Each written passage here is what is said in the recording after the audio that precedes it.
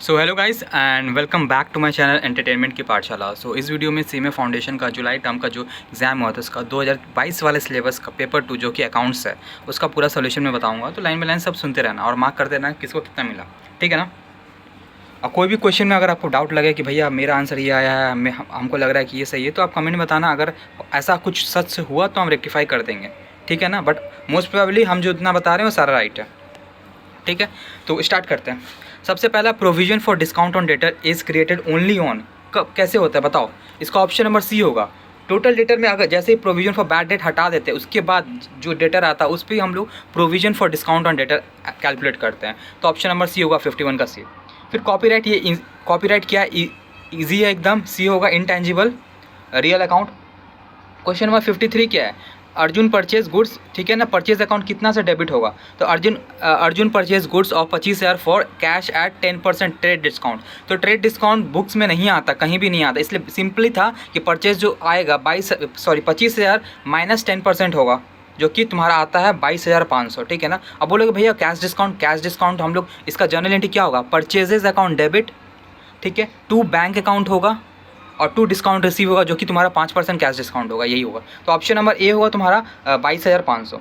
अब आते हैं रेसिडुअल वैल्यू। रेसिडुअल वैल्यू क्यों निकलता है, ताकि हम लोग डेप्रिसिएशन निकाल पाएँ, डी, क्योंकि ओरिजिनल कॉस्ट से रेसिडुअल माइनस कर दे तब मेरा निकलता है टोटल डेप्रिसिएशन, जिसको हम लोग ईयर वाइज ईयर हम लोग एक्यूमुलेट करते रहते हैं, मतलब अपोर्शन करते रहते हैं, ठीक है। 55 देखो, गुड परचेज किए हैं हम लोग मिस्टर ए से और रॉन्गली एंटर हो गया सेल्स रिटर्न बुक में, तो रेक्टिफिकेशन के बाद रिजल्ट क्या होगा। इसका आंसर मैं बताऊं, इसका आंसर जो होगा ना वो होगा सी नंबर, नो इफेक्ट। क्यों, मैं बता देता हूँ, ठीक है ना, फिर बोलना। देखो गुड्स परचेज किया, इसका एंट्री क्या होता है, परचेज अकाउंट डेबिट, ठीक है, और उसको क्या कर दिया, सेल्स रिटर्न बुक में डाल दिया। अगर सेल्स रिटर्न का जर्नल एंट्री क्या होता है, sales return to sales.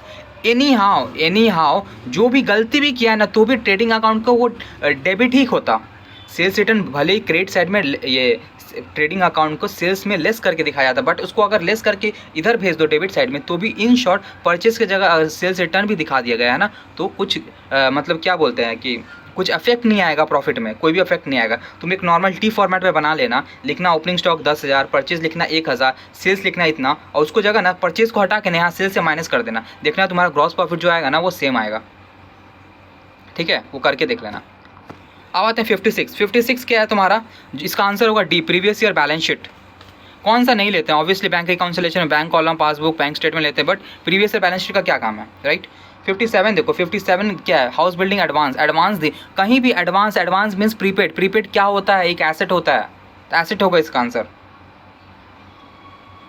8 number देखो, मतलब 58 देखो, no adjustment is required while ascertaining data balance at the end of period against, बताओ।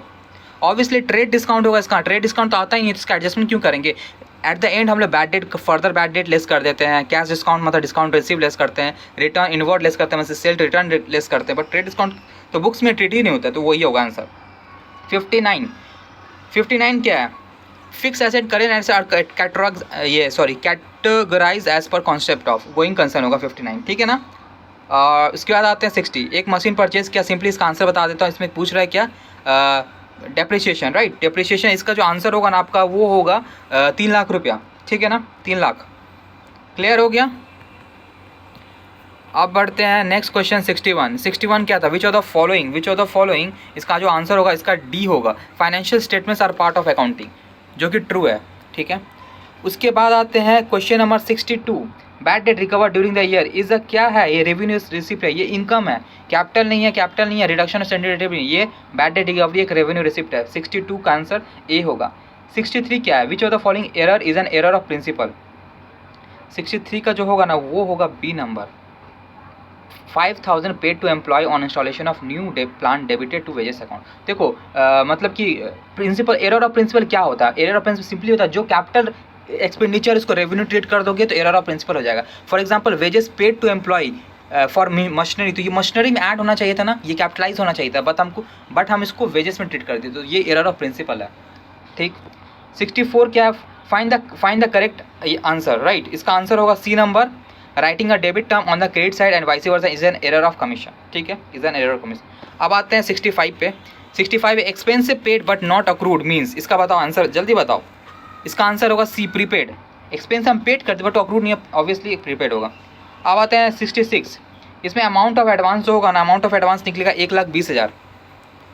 1,20,000 बहुत जन का अलग आया, क्यों बता देते हैं। एक्स गुड्स दिया कॉस्टिंग 1.5 लाख, अब गुड्स को सोल्ड करना है ना, cost plus 25% of the sale price, मतलब 25% of the sale price, in short 20% of the cost, 20% of the cost, मतलब कि 1.5 लाख प्लस उस, सॉरी 25% ऑन सेल है, 25/100 है, राइट। उसको कॉस्ट में ट्रीट करोगे 25/75 मीन्स कि 1/3 होता है, ठीक है ना। तो 1.5 लाख और उसका 1/3 करेंगे तो 50,000, तो टोटल आ जाएगा ना, जो सेल वैल्यू होगा वो 2 लाख का होगा, ठीक है। बट एडवांस कितना मिल ले रहा है, 60% ऑफ द सेल वैल्यू, तो 60% 2 लाख का कितना होता है, 1,20,000 होता है। ऑप्शन नंबर ए होगा आंसर। अब आते हैं 67, which of the following is not appear in the books of consignor. Obviously ये कमीशन अकाउंट होगा।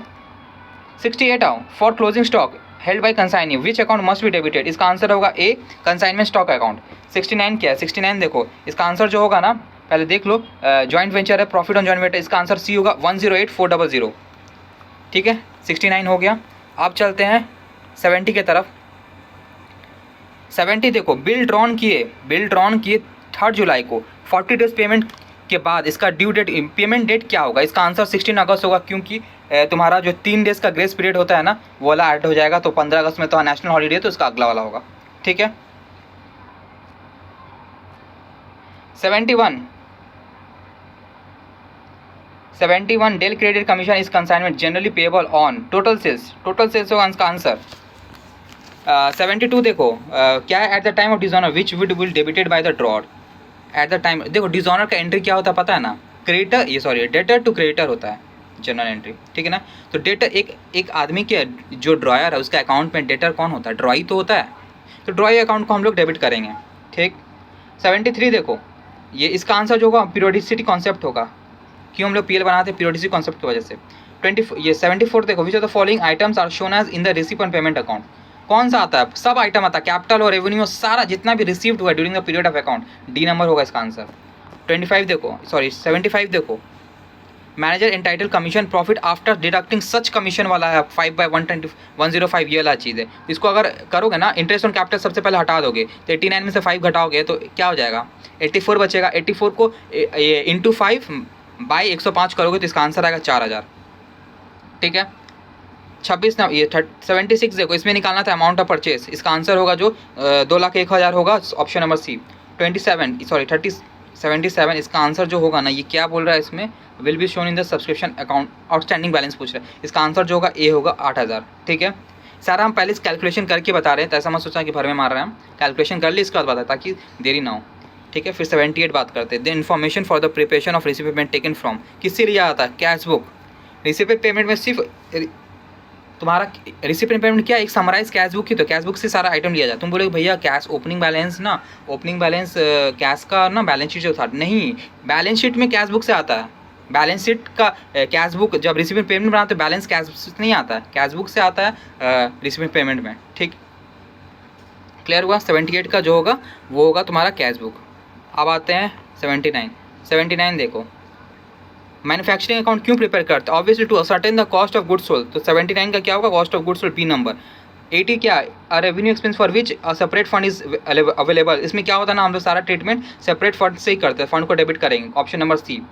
अब आते हैं 81 का जो आंसर होगा 49,000 होगा, इनकम एक्सपेंडिचर में कितना अकाउंट जाएगा, सब्सक्रिप्शन जाएगा। 82 देखो, which of the following statement is true कौन सा है, ऑप्शन नंबर सी है, profit loss cover a period not the position of a particular day, ठीक है। बैलेंस शीट एक पर्टिकुलर डे का होता है, प्रॉफिट एंड लॉस नहीं, ठीक है। अब आता है 83 देखो, closing stock appearing the balance sheet is shown and, देखो closing stock appearing the trial balance को हमेशा सिर्फ हम बैलेंस शीट में लिखते हैं, अगर एडजस्टमेंट में होता है ना तभी हम लोग ट्रेडिंग और बैलेंस शीट में लिखते हैं, तो बट ये ट्रायल बैलेंस में अपने आप है, तो इसको डायरेक्टली हम लोग क्या लिखेंगे, क्योंकि हम लोग बचपन से पढ़ के ट्रायल बैलेंस का आइटम सिर्फ एक जगह आता है और एडजस्टमेंट वाला आइटम 2 जगह आता है, तो ट्रायल बैलेंस वाला ऑब्वियसली ये एसेट है तो जाएगा ये एसेट साइड में, ठीक है ना। 83 का क्या होगा, बैलेंस शीट ओनली। उसके बाद आता है 84 का क्या होगा, नॉट प्रिपेयर NPO कौन नहीं, क्या चीज़ नहीं बनाता, PL नहीं बनाता। 34 का ए, 84 का ए सॉरी, 85 देखो, 85 जब नया नो सेपरेट बुक बनाते हैं तो हम लोग co-venturer for the joint venture, purchase कुछ करता है को-वेंचरर तो किस चीज़ को डेबिट करता है, ऑब्वियसली जॉइंट वेंचर अकाउंट को डेबिट करता है। 85 का ए।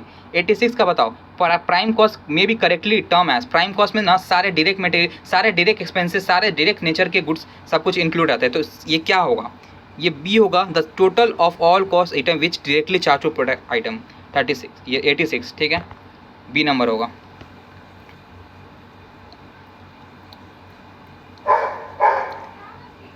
इसका बताओ, prime cost plus factory overhead is known as, इसका क्या है, कन्वर्जन कॉस्ट, बी नंबर।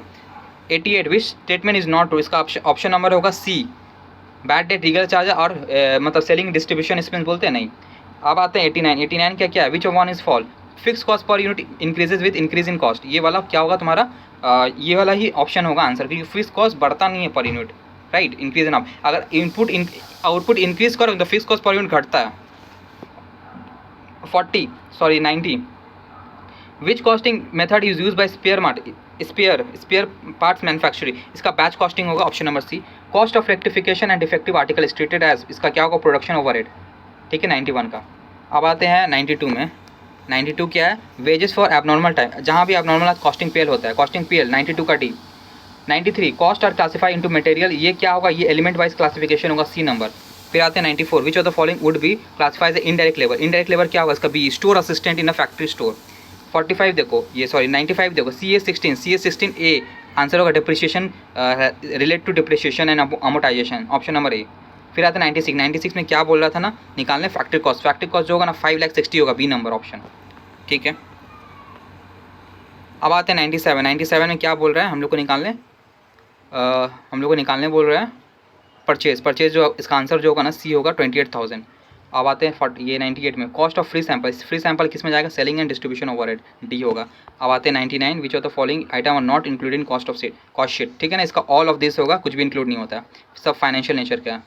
100 में क्या आता है, which of the following is not relevant, इसका ऑप्शन नंबर बी होगा, संक कॉस्ट रेलिवेंट नहीं है। तो सारे आंसर आप लोग चेक कर लेना, सब कुछ राइट है, और वीडियो अच्छा लगे तो शेयर कर देना, सब्सक्राइब कर देना, क्योंकि हर चीज़ का आपको सोल्यूशन मिलते रहेगा, ठीक है ना। So thank you so much.